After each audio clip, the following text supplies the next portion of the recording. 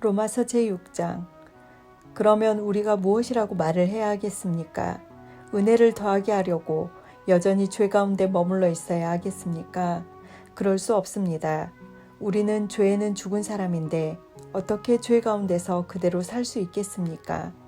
세례를 받아 그리스도 예수와 하나가 된 우리는 모두 세례를 받을 때에 그와 함께 죽었다는 것을 여러분은 알지 못합니까?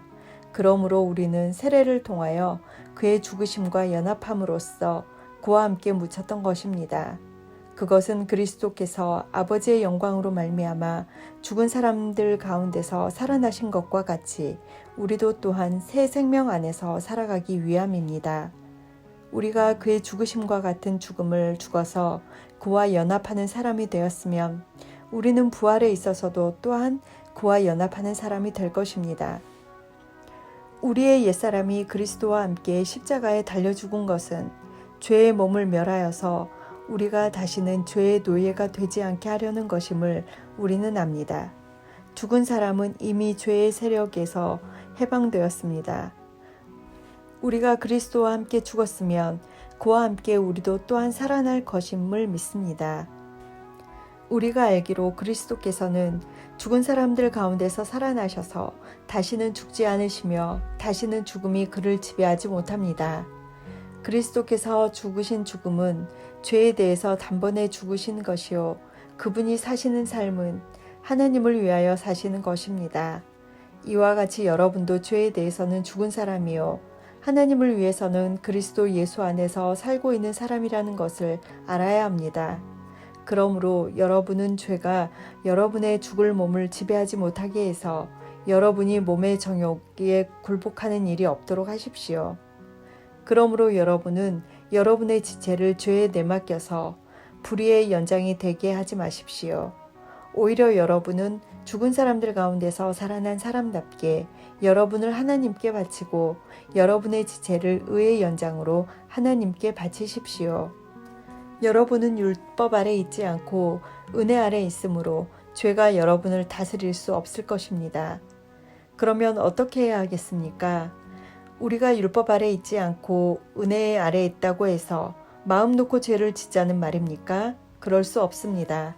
여러분이 아무에게나 자기를 종으로 내맡겨서 복종하게 하면 여러분은 여러분이 복종하는 그 사람의 종이 되는 것임을 알지 못합니까? 여러분은 죄의 종이 되어 죽음에 이르거나 아니면 순종의 종이 되어 의에 이르거나 하는 것입니다.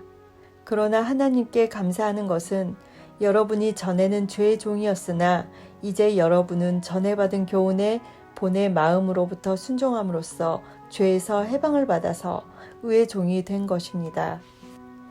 여러분의 이해력이 미약함으로 내가 사람의 방식으로 말하겠습니다.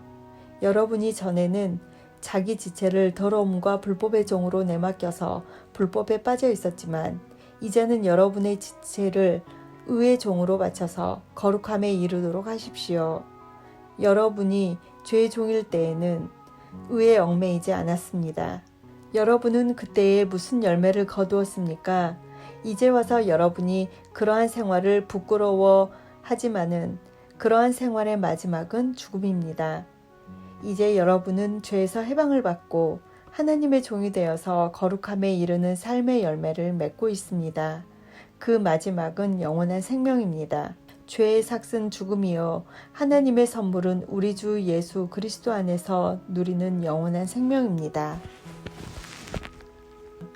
형제자매 여러분, 나는 율법을 아는 사람들에게 말을 합니다. 율법은 사람이 살아있는 동안에만 그 사람을 지배한다는 것을 알지 못합니까?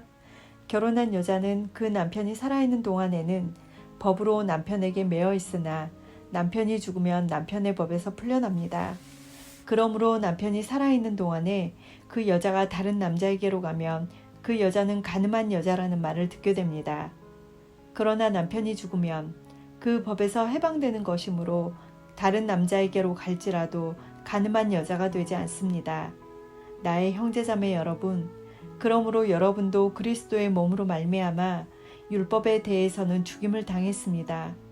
그래서 여러분은 다른 분, 곧 죽은 사람들 가운데서 살아나신 그분에게 속하게 되었습니다. 그것은 우리가 하나님을 위하여 열매를 맺게 하기 위함입니다.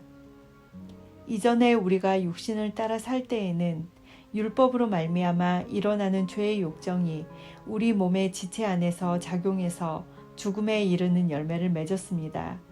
그러나 지금은 우리를 올감했던 것에 대하여 죽어서 율법에서 풀려났습니다. 그래서 우리는 문자의 얽매인 낡은 정신으로 하나님을 섬기지 않고 성령이 주시는 새 정신으로 하나님을 섬깁니다. 그러면 우리가 무엇이라고 말을 하겠습니까? 율법이 죄입니까? 그럴 수 없습니다. 그러나 율법에 비추어 보지 않았다면 나는 죄가 무엇인지 알지 못했을 것입니다. 율법에 탐내지 말아라 하지 않았다면 나는 탐심이 무엇인지 알지 못하였을 것입니다. 그러나 죄는 이 계명을 통하여 틈을 타서 내 속에서 온갖 탐욕을 일으켰습니다. 율법이 없으면 죄는 죽은 것입니다. 전에는 율법이 없어서 내가 살아있는데 계명이 들어오니까 죄는 살아나고 나는 죽었습니다. 그래서 나를 생명으로 인도해야 할 그 계명이 도리어 나를 죽음으로 인도한다는 것이 드러났습니다. 죄가 그 계명을 통하여 틈을 타서 나를 속이고 또 그 계명으로 나를 죽였습니다.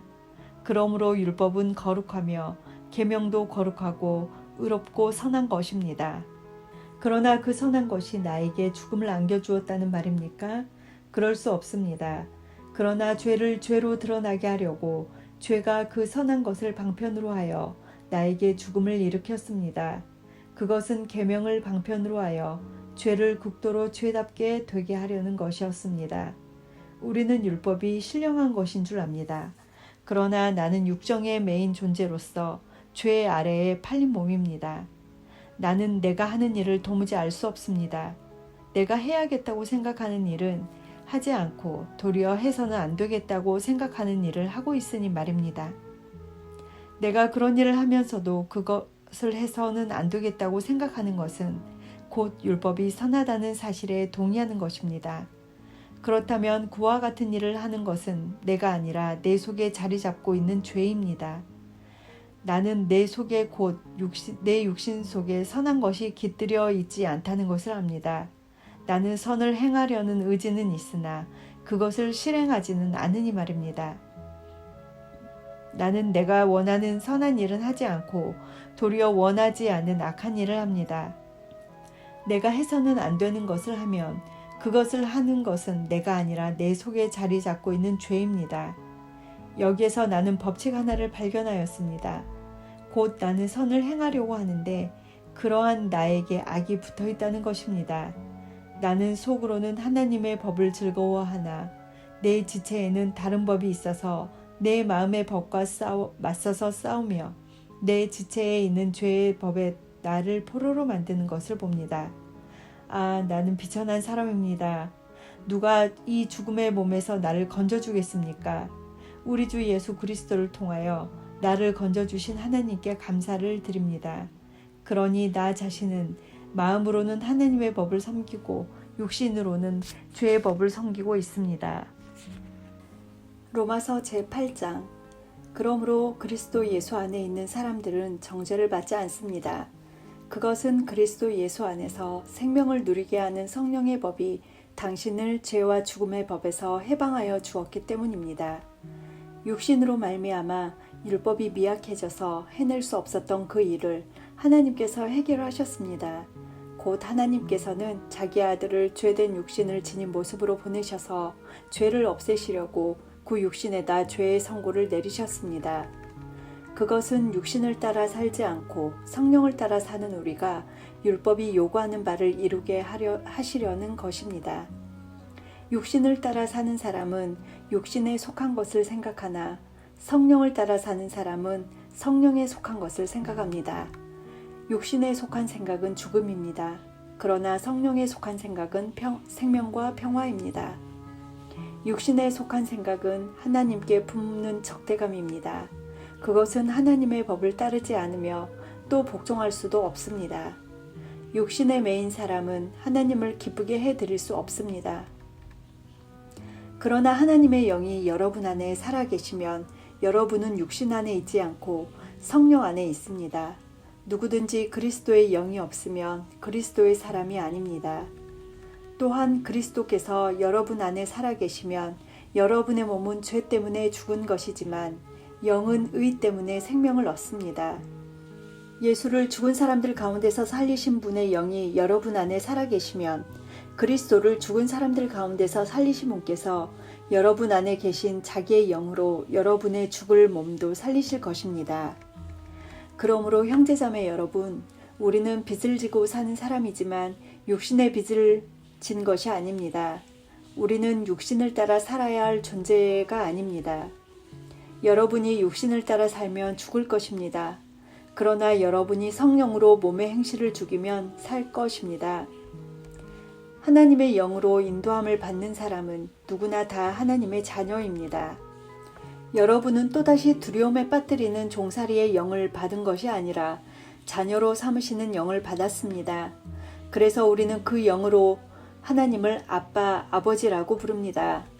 바로 그때에 그 성령이 우리의 영과 함께 우리가 하나님의 자녀임을 증언하십니다. 자녀이면 상속자이기도 합니다. 우리가 그리스도와 함께 영광을 받으려고 그와 함께 고난을 받으면 우리는 하나님이 정하신 상속자요, 그리스도와 더불어 공동 상속자입니다. 현재 우리가 겪는 고난은 장차 우리에게 나타날 영광에 견주면 아무것도 아니라고 나는 생각합니다. 피조물은 하나님의 자녀들이 나타나기를 간절히 기다리고 있습니다. 피조물이 허무에 굴복했지만 그것은 자의로 그렇게 한 것이 아니라 굴복하게 하신 그분이 그렇게 하신 것입니다. 그러나 소망은 남아 있습니다. 그것은 곧 피조물도 썩어짐의 종살이에서 해방되어서 하나님의 자녀가 누릴 영광된 자유를 얻으리라는 것입니다. 모든 피조물이 이제까지 함께 신음하며 함께 해산의 고통을 겪고 있다는 것을 우리는 압니다. 그뿐만 아니라 첫 열매로서 성령을 받은 우리도 자녀로 삼아주실 것을, 곧 우리 몸을 속량하여 주실 것을 고대하면서 속으로 신음하고 있습니다. 우리는 이 소망으로 구원을 얻었습니다. 눈에 보이는 소망은 소망이 아닙니다. 보이는 것을 누가 바라겠습니까? 그러나 우리가 보이지 않는 것을 바라면 참으면서 기다려야 합니다.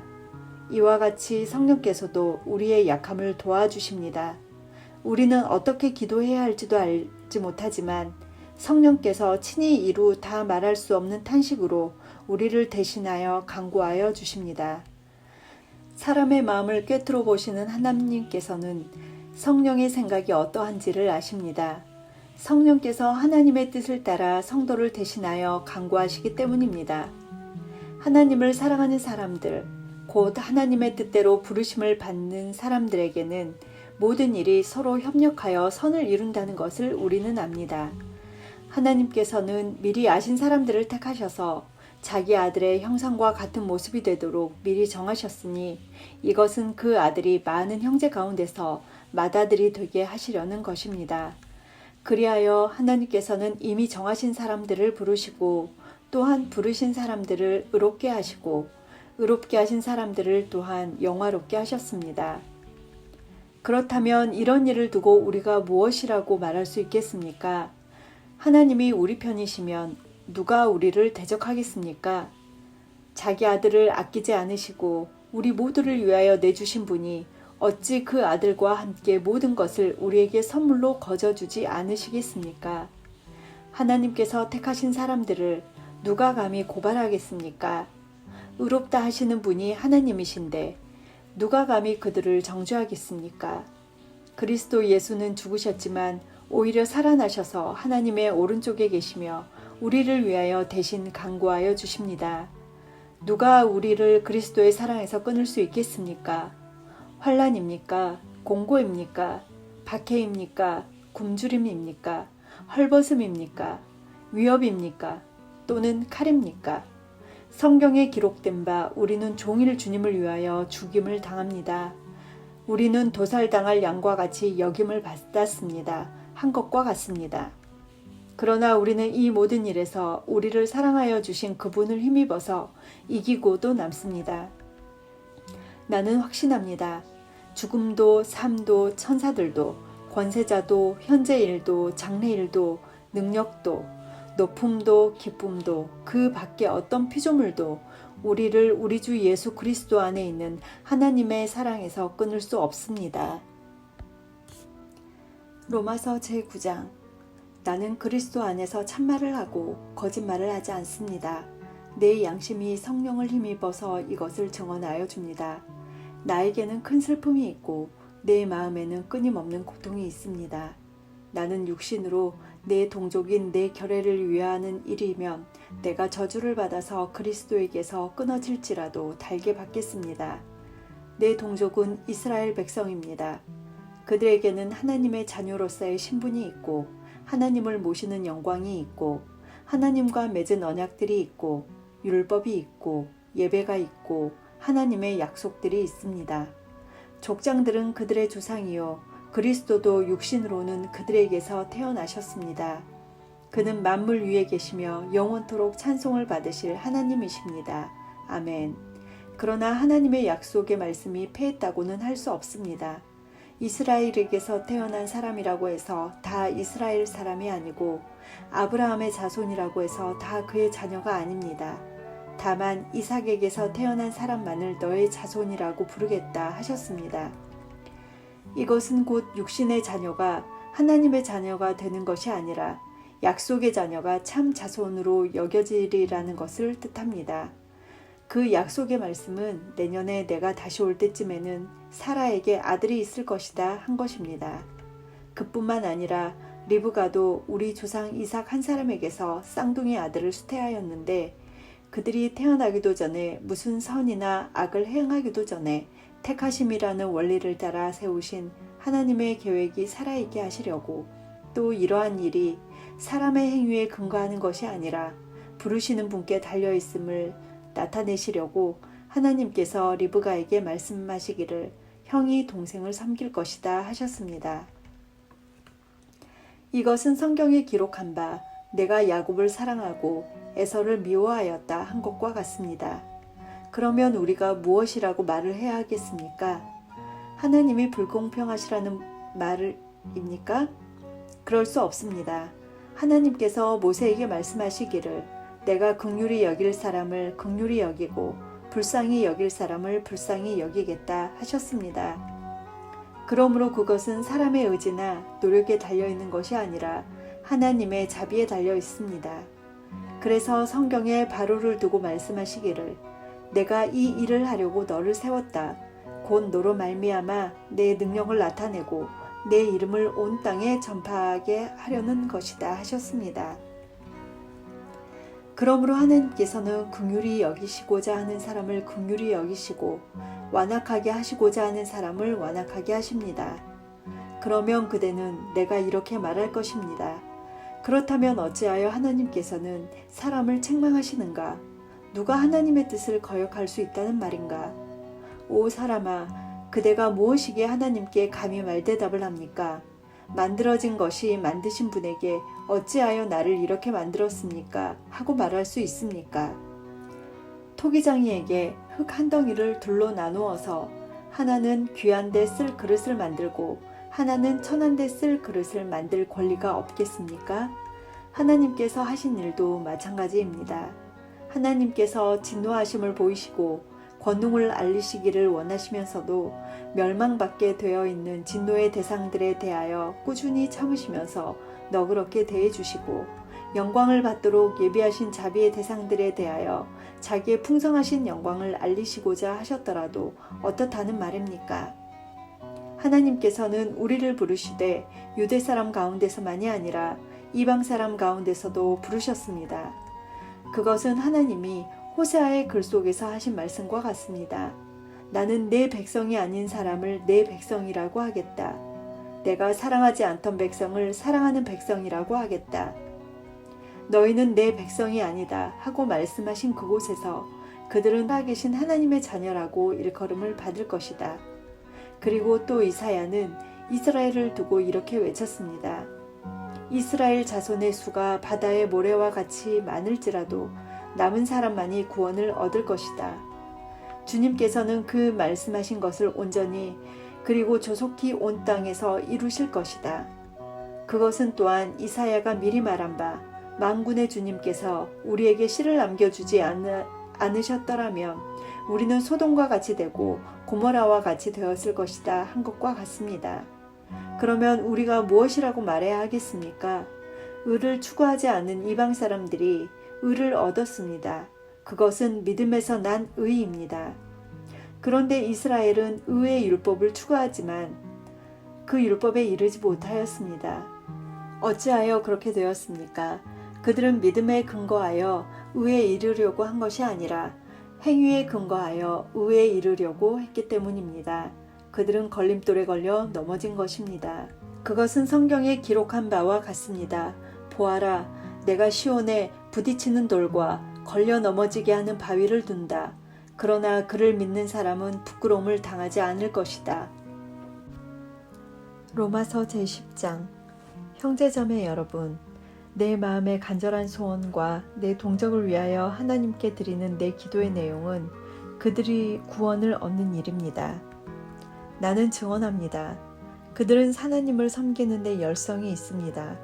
그러나 그 열성은 올바른 지식에서 생긴 것이 아닙니다. 그들은 하나님의 의를 알지 못하고 자기 자신들의 의를 세우려고 힘을 씀으로써 하나님의 의에는 복종하지 않게 되었습니다. 그러므로 그리스도는 율법의 끝마침이 되셔서 모든 믿는 사람에게 의가 되어 주셨습니다. 모세는 율법에 근거한 의를 두고 기록하기를 율법을 행한 사람은 그곳으로 살 것이다 하였습니다. 그러나 믿음에 근거한 의를 두고는 이렇게 말합니다. 너는 마음속으로 누가 하늘에 올라갈 것이냐 하고 말하지 말아라. 그것은 그리스도를 끌어내리는 것입니다. 또 누가 지옥에 내려갈 것이냐 하고 말하지도 말아라. 그것은 그리스도를 죽은 사람들 가운데에서 끌어올리는 것입니다. 그러면 그것은 무엇을 뜻합니까? 하나님의 말씀은 내게 가까이 있다, 내 입에 있고 내 마음에 있다 하는 말씀이 있습니다. 이것은 우리가 전파하는 믿음의 말씀입니다. 당신이 만일 예수는 주님이라고 입으로 고백하고 하나님께서 그를 죽은 사람들 가운데서 살리신 것을 마음으로 믿으면 구원을 얻을 것입니다. 사람은 마음으로 믿어 의에 이르고 입으로 고백해서 구원에 이르게 됩니다. 성경은 그를 믿는 사람은 누구나 부끄러움을 당하지 않을 것이다 하고 말합니다. 유대 사람이나 그리스 사람이나 차별이 없습니다. 그는 모든 사람에게 똑같이 주님이 되어주시고 그를 부르는 모든 사람에게 풍성한 은혜를 내려주십니다. 주님의 이름을 부르는 사람은 누구든지 구원을 얻을 것입니다. 그런데 사람들은 자기들이 믿은 적이 없는 분을 어떻게 부를 수 있겠습니까? 또 들은 적이 없는 분을 어떻게 믿을 수 있겠습니까? 선포하는 사람이 없으면 어떻게 들을 수 있겠습니까? 보내심을 받지 않았는데 어떻게 선포할 수 있겠습니까? 성경에 기록한 바 기쁜 소식을 전하는 이들의 발걸음이 얼마나 아름다우냐 한 것과 같습니다. 그러나 모든 사람이 다 복음에 순종한 것은 아닙니다. 이사야는 주님, 우리가 전하는 소식을 누가 믿었습니까? 하고 말하였습니다. 그러므로 믿음은 들음에서 생기고 들음은 그리스도를 전하는 말씀에서 비롯됩니다. 그러면 내가 묻습니다. 그들은 들은 일이 없습니까? 물론 그렇지 않습니다. 성경 말씀에 그들의 목소리가 온 땅에 퍼지고 그들의 말이 땅 끝까지 퍼졌다 하였습니다. 내가 다시 묻습니다. 이스라엘이 알지 못하였습니까? 이에 대하여 하나님께서 먼저 모세를 통하여 이렇게 말씀하셨습니다. 나는 내 백성이 아닌 사람들로 너희의 질투심을 일으키고 미련한 백성들로 너희의 분노를 자아내겠다. 또한 이사야는 매우 담대하게 이렇게 말씀을 전하였습니다. 나를 찾지 않는 사람들을 내가 만나주고 나를 구하지 않는 사람들에게 나타났다. 또한 이사야는 하나님께서 이스라엘을 보고 복종하지 않고 거역하는 백성에게 나는 온종일 내 손을 내밀었다 하신 말씀을 선포하였습니다.